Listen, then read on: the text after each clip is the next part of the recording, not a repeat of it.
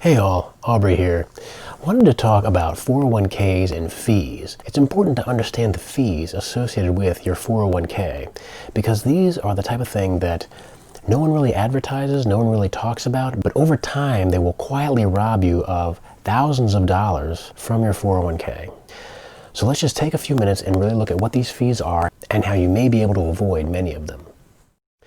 Now, a few years ago, I was with a company that offered a 401k, and I invested in the 401k, didn't know a lot about it, and they offered to manage the plan for me.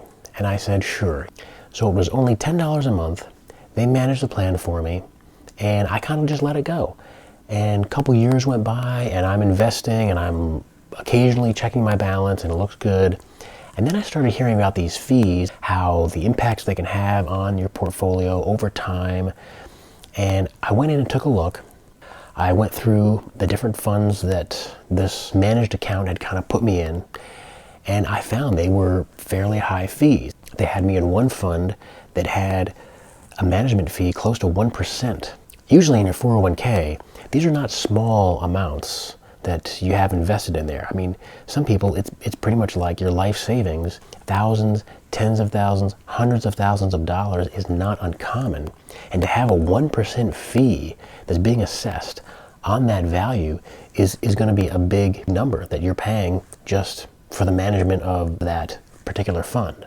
So I was quick to get out of that fund, go to a different fund, which I found was a lot lower fee and had similar performance, actually a little better performance. So I was glad that I looked.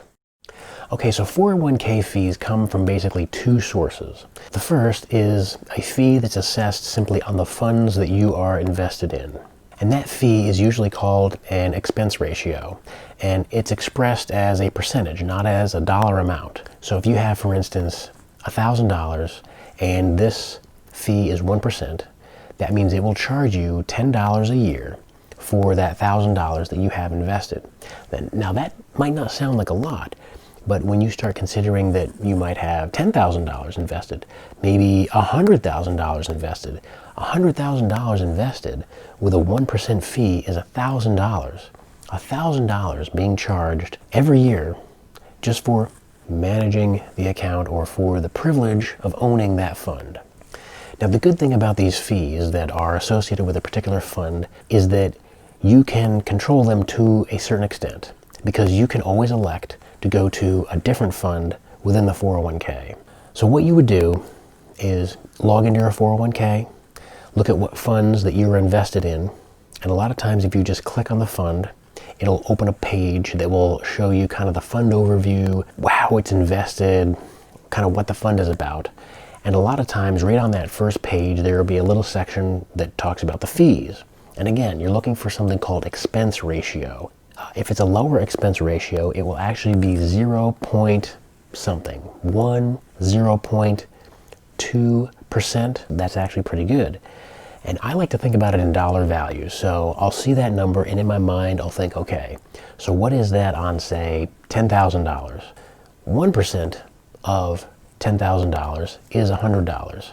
So 0.1% is going to be $10. Okay, so in that case, not a big deal, paying $10 per year on that fund if I have $10,000 invested in that fund.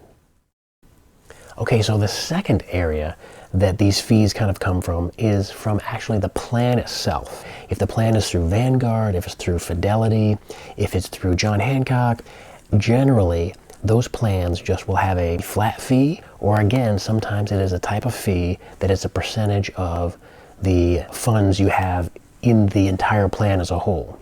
Now this fee, you do have to dig around a little bit. It's not going to be expressed in the individual funds. It's going to be in the document that kind of comes with the whole plan. So if it's Vanguard, it's going to be in something called the Annual Participant Fee Disclosure Notice. I have a Vanguard 401k account from a previous employer, and this Annual Participant Fee Disclosure Notice is 12 pages.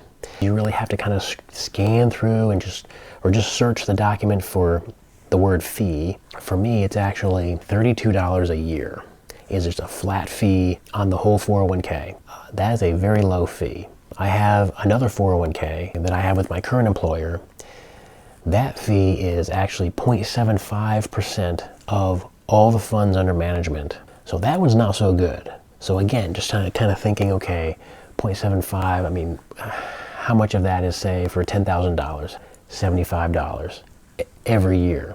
And again, that's going to go up. So the next year I've contributed more money, the stock market has gone up, and now maybe my account is $15,000, and then in the next year it's $20,000, and now instead of my fee being $75 a year, it's now $150 a year. And see, it just keeps going up. And that fee means that that money is not available in your account to be able to compound and grow.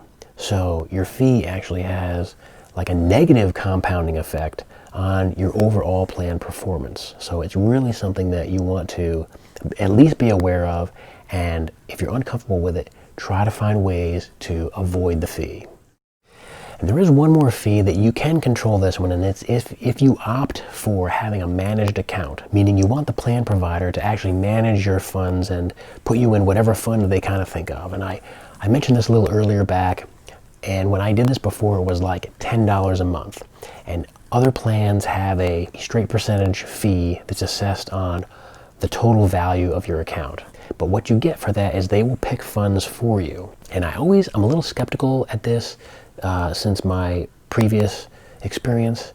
So if you have opted for this, you're paying for it as a fee, but then also look at what they're putting you in. And if they've chosen just these funds that have high fees, I would encourage you to do the research, make your own assessments on where you want to be, what funds you want to be in, and reduce those fees as much as possible by changing to the lower fee funds.